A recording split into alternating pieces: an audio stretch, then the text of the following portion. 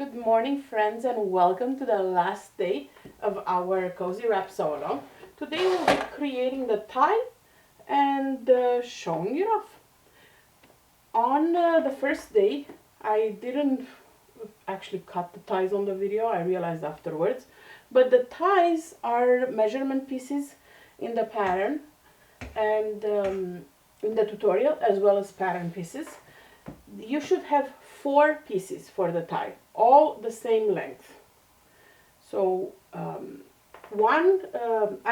done a tie, it's actually the one I'm wearing right now, where I did one side one color that matches my neckband, and the other side that matches the actual, and I really like this style.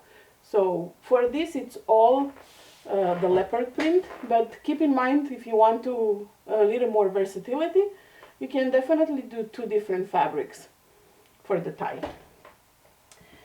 Mine is all the same in this case, so we will be creating 2 very long strips by placing right sides together, 2 at one end, the 2 and 2 rectangles, and stitch with a 1/2 inch seam allowance. So this is one side of the tie, and now the other side of the tie.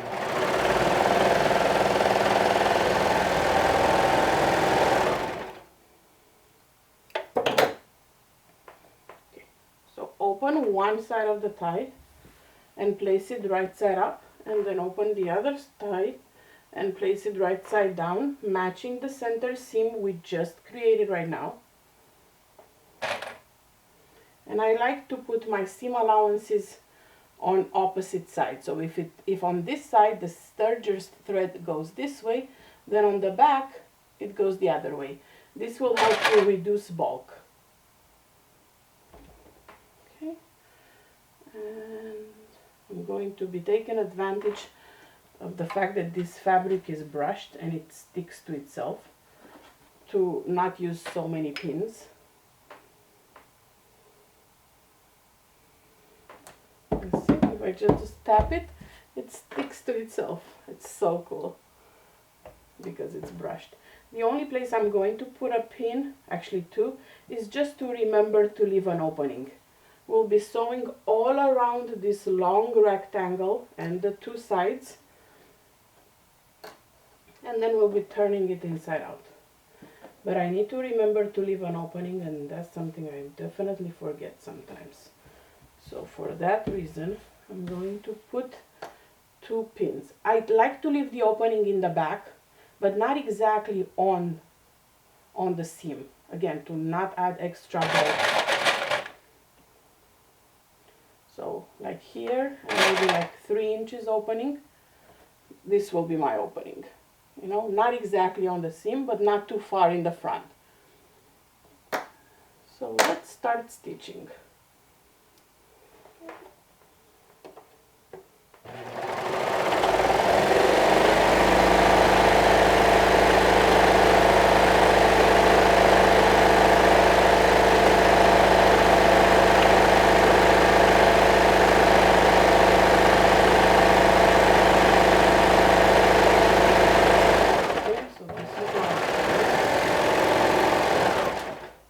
I veered a little bit because the seam allowance is different, so I'm going to start the same way. I'll veer towards the half of the seam allowance.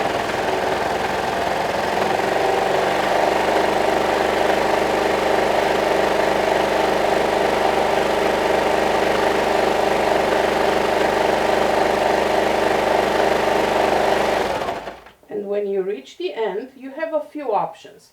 If you want the corners to be like crisp on the tie,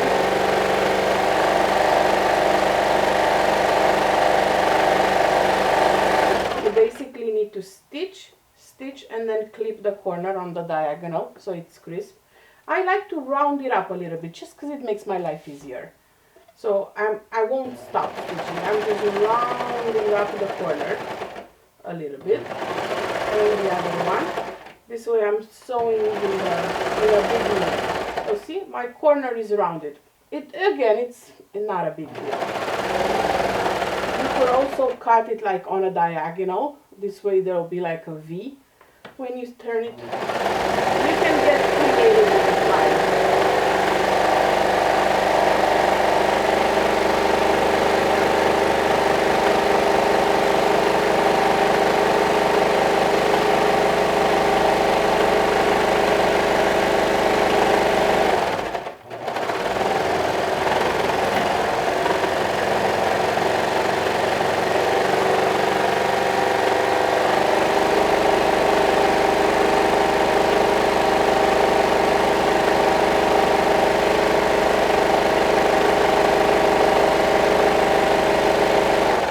I'm going to do the same thing. I'm going to round out the corner.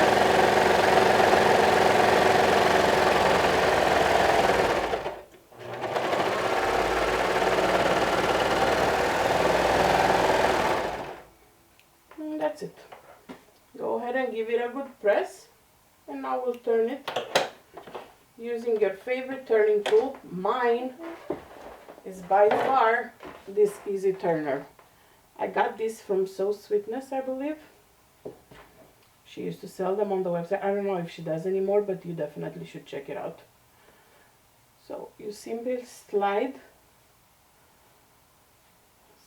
Just watch how fast it is. I love it.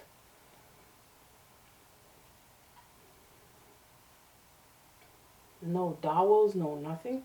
I clamp it right here and then pull it on the other side.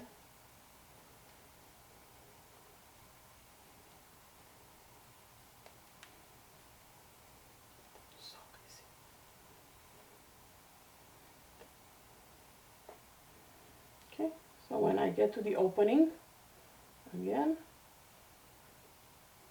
this is where I clamped it earlier. So I pull it out and boom!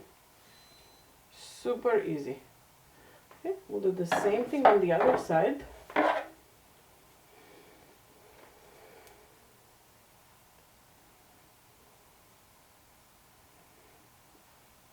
Again, I'm putting the bigger part inside and pushing the whole tie in it.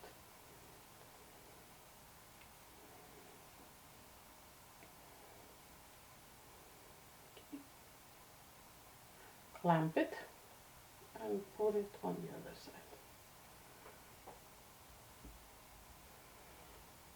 Easy peasy.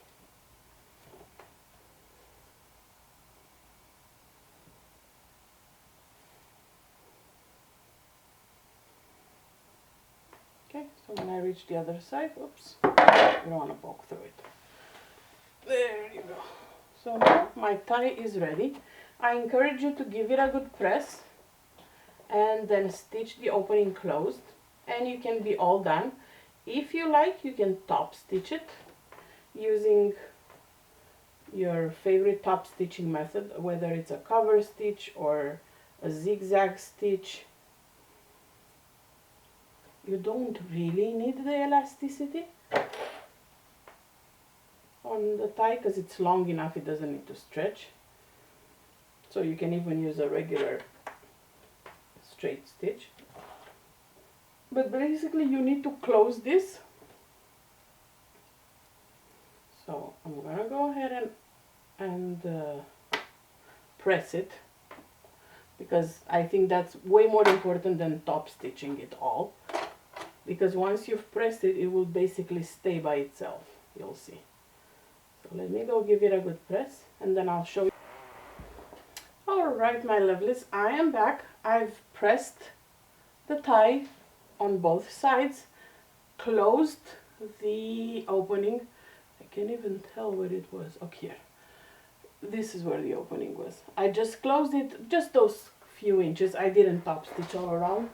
I really don't find it necessary, because once I pressed it, it stays really nicely.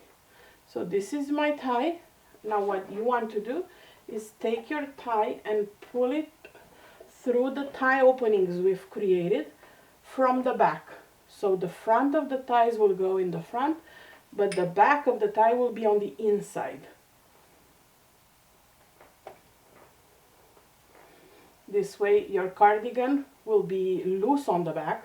It's not going to be tight around your waist, but you'll be tying it as tight as you want on the front.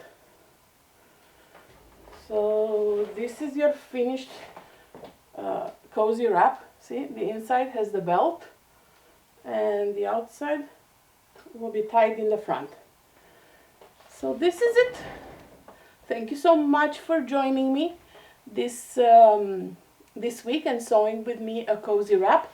I will be taking some photos with it. I can't wait to show you, style it a little bit, and I'll post in the day 6 of the photo album. I do encourage you to do the same and do that by Monday. And on Monday evening or Tuesday morning, I will be announcing the 2 winners of this sew along. So, and we will be picking the winners from the comments in the day 6 photo. I do encourage you to post everywhere and in the main panels for Pirate Group, but don't forget to post your final check-in photo in the album so we can select our winners. Once again, thank you so much for joining me, and I will see you back here very soon. Bye!